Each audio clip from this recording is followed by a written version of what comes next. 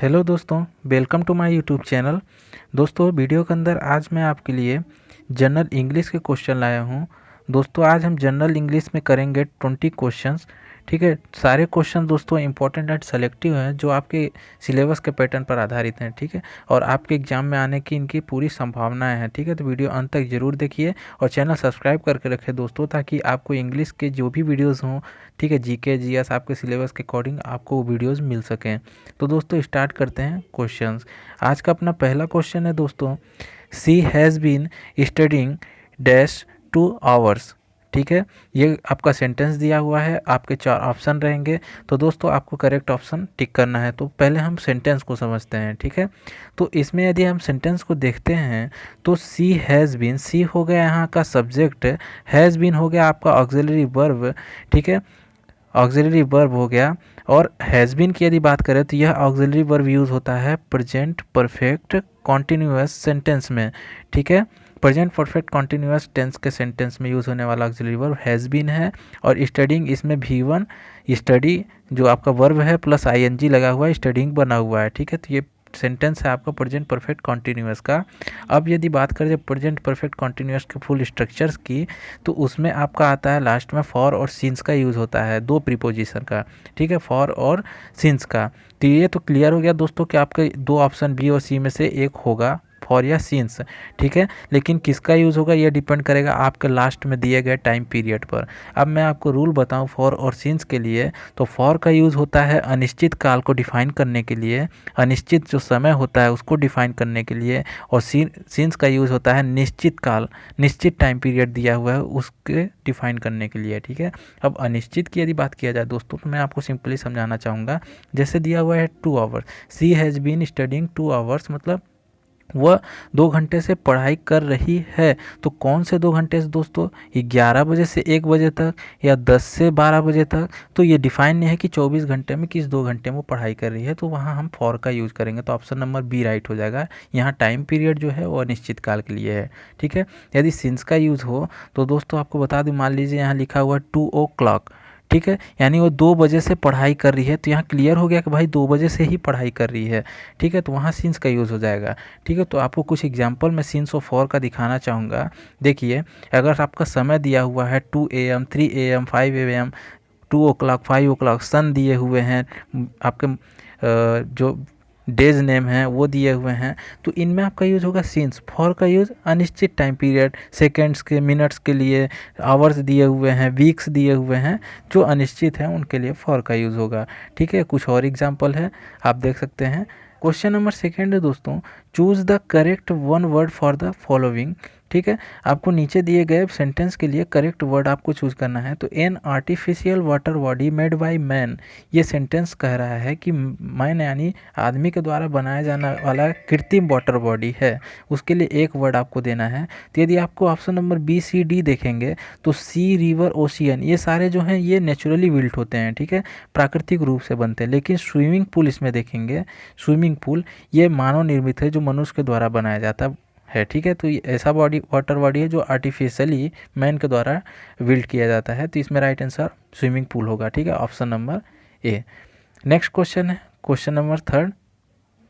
Question number 3 है दोस्तों, select the correct plural form of calf, का हमको प्लूरल फॉर्म सेलेक्ट करना है। आपके ऑप्शन दिए हुए हैं। तो काफ दोस्तों, आपको रूल बताऊं, प्लूरल और सिंगुलर का आपको एक क्वेश्चन जरूर देखने को मिलेगा। ठीक है, प्लूरल नंबर में चेंज करिए या सिंगुलर फॉर्म बनाइए उसका, नाउन का। तो नाउन में जब भी लास्ट लेटर यफ दिया हो, आपको ध्यान रखना है, यफ या यफी, तो वहाँ आपको कन्वर्ट कर देना है यफ या यफी को VES में।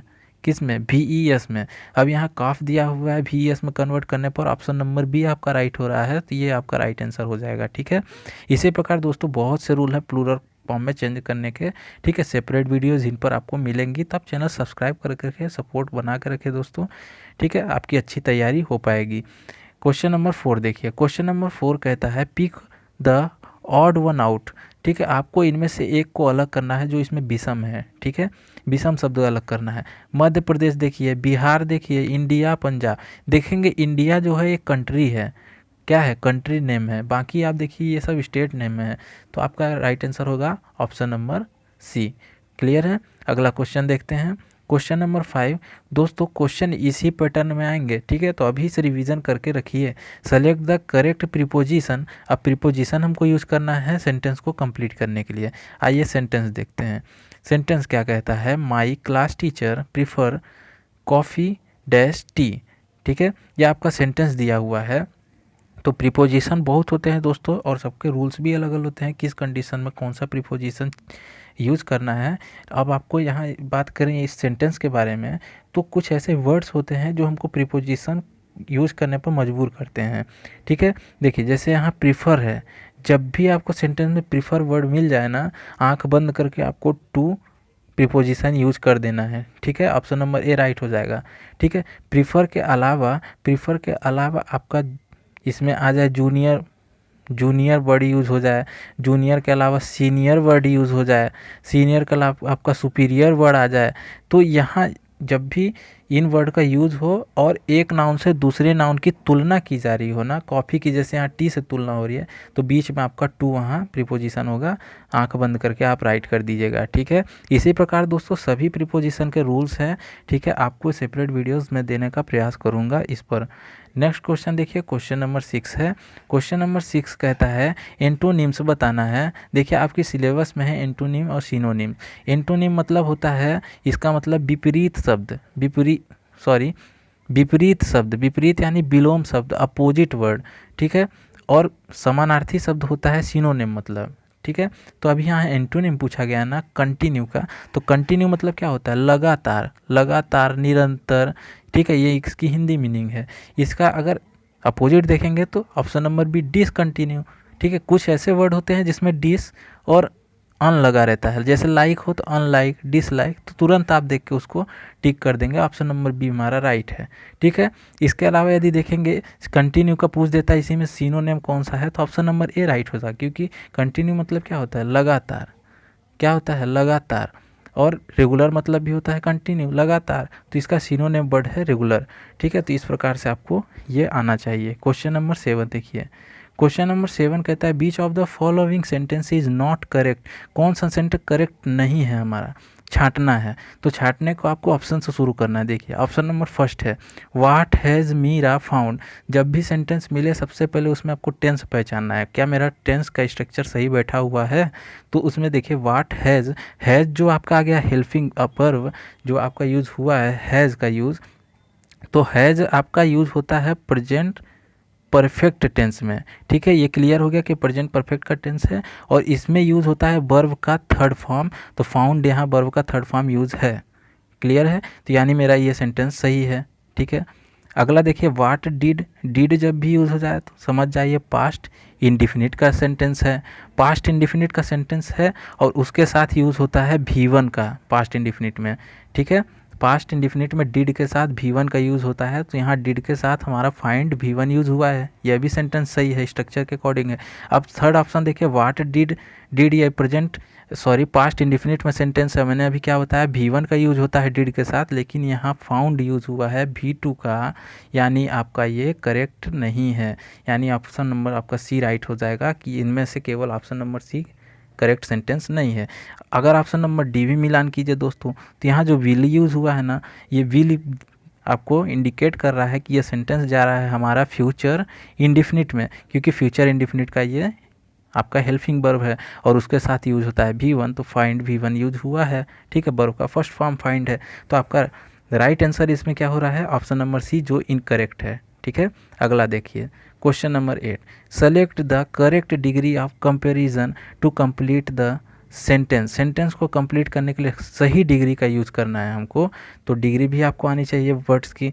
देखिए यहाँ पास डिग्री बिग, बिगर, बिगेस्ट दिया हुआ है, हमें यूज़ करना है।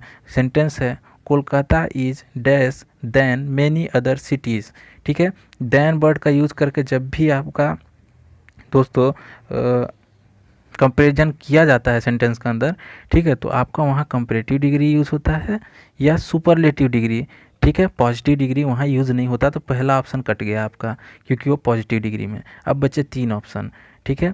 अब देखिए कि होता क्या है कि कंपैरेटिव डिग्री वहाँ यूज़ करते हैं जब किसी नाउन की दूसरे किसी एक नाउन से ही तुलना की जाए, ठीक है, वहाँ होता है हमको कंपैरेटिव डिग्री यूज करना होता है देन के पहले।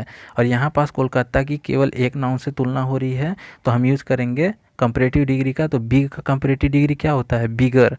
बिग का कंपैरेटिव डिग्री बिगर, और कंपैरेटिव डिग्री में लिखा हुआ क्या है? केवल बिगर। ऑप्शन नंबर बी राइट हो जाएगा। ठीक है, बिगेस्ट है सुपरलेटिव डिग्री, ये नहीं होगा। सुपरलेटिव डिग्री तब यूज होता है जब किसी नाउन की तुलना दो या दो से अधिक नाउन से की जाए। ठीक है, क्लियर है। इसमें एक चीज़ और देख लीजिए दोस्तों, बिगर भी है, कंपैरेटिव डिग्री में लिखा है, मोर बिगर भी होता है। मोर और मोस्ट से बनता है ना आपका डिग्री, तो मोर बिगर भी कंपैरेटिव डिग्री है। लेकिन आपको ध्यान में एक रूल ये रखिए कि कोई भी वर्ड है, सिलेबल वर्ड है, सिलेबल वर्ड मतलब होता है जब उस वर्ड में केवल एक वॉवेल का यूज़ हुआ हो। जैसे आई जो यूज़ हुआ है बिग में केवल एक वॉवेल, तो ऐसे सिलेबल वर्ड की जो डिग्री चलती है बिग, बिगर, बिगेस्ट, ये फॉर्म में चलती है। ठीक है, और जब भी मतलब सिलेबल वर्ड जो होता है उसमें दो आपके वॉवेल्स हों, जैसे देखिए डेंजरस, मैं लिख देता हूँ डेंजरस। अब इसमें काउंट कीजिए, ए हो गया एक वॉवेल, ई हो गया यहाँ वॉवेल, ओ हो गया वॉवेल, यू हो गया वॉवेल। तो जब एक से अधिक वॉवेल किसी वर्ड में आ जाए तो वो वर्ड सिलेबल वर्ड होता है।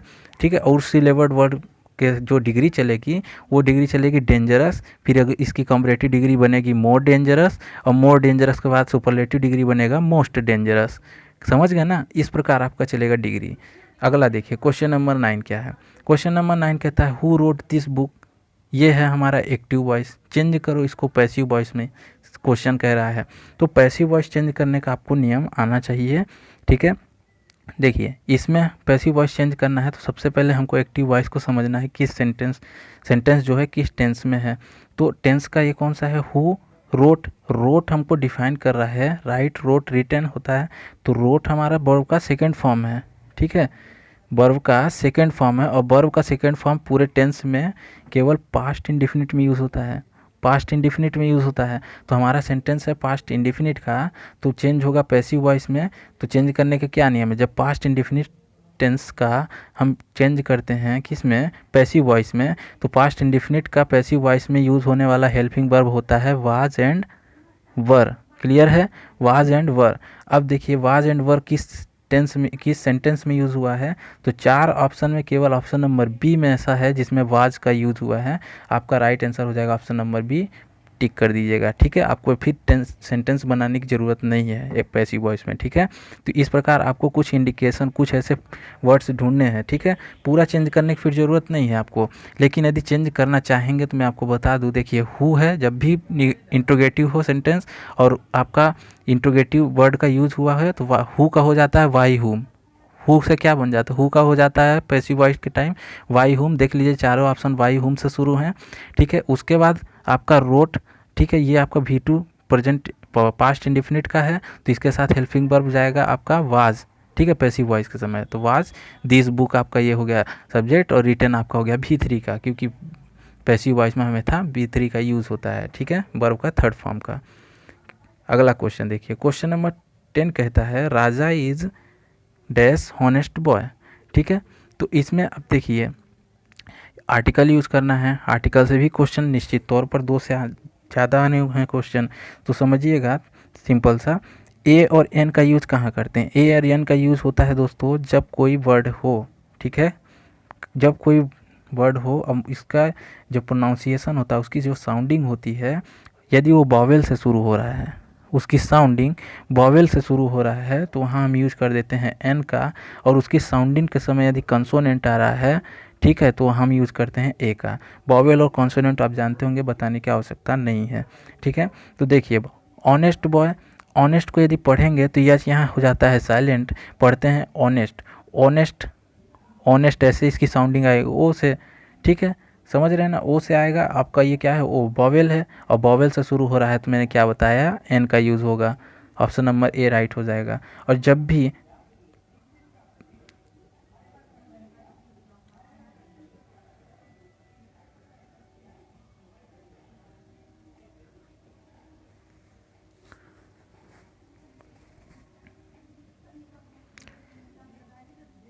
नेक्स्ट क्वेश्चन है दोस्तों क्वेश्चन नंबर 11। क्वेश्चन नंबर 11 है, क्वेश्चन नंबर 11 कहता है he is dash orphan. Often इसको पढ़ते हैं, इसको पढ़ते हैं दोस्तों ऑफेन। ध्यान में रखना है, ब्रिटिश इंग्लिश में जब भी आर के बाद कोई कॉन्सोनेंट लेटर आ जाए ना तो उसको पढ़ते हैं, आर को क्या कर देते हैं, साइलेंट कर देते हैं। ऑफेन पढ़ना है, ठीक है। तो ये भी ध्यान में रखिए। He is dash often, an the का प्रयोग करना है। तो इसमें देखिए ही इज ऑफेन, ऑफेन को पढ़ेंगे ऑफेन, ऑफेन निकल रहा है ना ओ से, ऑफेन। तो आपका यहाँ वॉवेल साउंडिंग आ रहा है ना, तो आपका यहाँ हो जाएगा यूज एन का, ठीक है, एन का यूज़ हो जाएगा।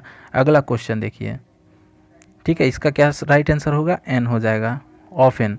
नेक्स्ट है क्वेश्चन नंबर 12। क्वेश्चन नंबर 12 कहता है it is not such dash big problem as you think, ठीक है। इसको यदि देखें तो ए अंदर का प्रयोग भी कुछ सिंपल समझिएगा, रूल है कि जब भी सेंटेंस में कुछ वर्ड होते हैं, जैसे सच हो गया, सच हो गया, मेनी हो गया, मेनी के बाद हो गया रेदर हो गया, ये वर्ड आपको दिख जाए ना सेंटेंस में, और उनके बाद सिंगुलर काउंटेबल नाउन यूज़ हो जाएगा, जैसे big problem singular countable noun है, तो आपको यूज करना है ए और एन का, ए और एन आर्टिकल का यूज करना है, वहाँ द तो आएगा ही नहीं, ठीक है, यहाँ क्लियर है। अब इसमें अब ए एन भी में भी किसका हम यूज करेंगे, इसको हमको छांटना है। तो फिर आपका सिंपल रूल वही, जैसे यहाँ बिग लिखा हुआ है, ठीक है, खाली स्थान के बाद जो बिग पहला आपका नाउन है, उससे देखिए बिग का यदि प्रोनाउंसिएशन करेंगे, साउंडिंग जो लेटर आ रहा है बिग कॉन्सोनेंट, ठीक है, कॉन्सोनेंट के साथ ए का यूज़, क्लियर है। चलिए नेक्स्ट है क्वेश्चन नंबर 13।